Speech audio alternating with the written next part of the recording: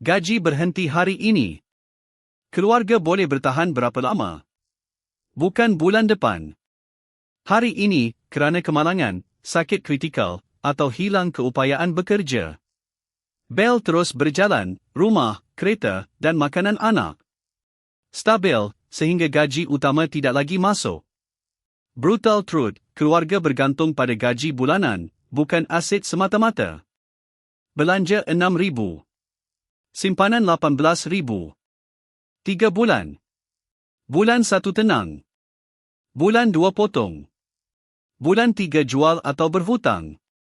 Wild insight, yang hilang bukan cuma pendapatan, tetapi masa menyesuaikan diri. Dana kecemasan beri ruang bernafas. Tetapi ia terhad.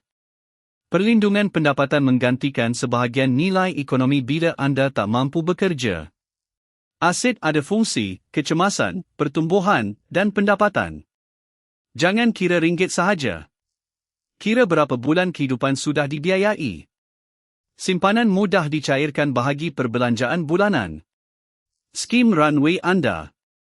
Pendapatan ialah aset terbesar yang membiayai aset lain. Bina perlindungan supaya kehidupan tidak runtuh bila satu gaji berhenti. Follow Elman Rusli untuk Unfair Insights tentang pendapatan, aset, dan generasi seterusnya.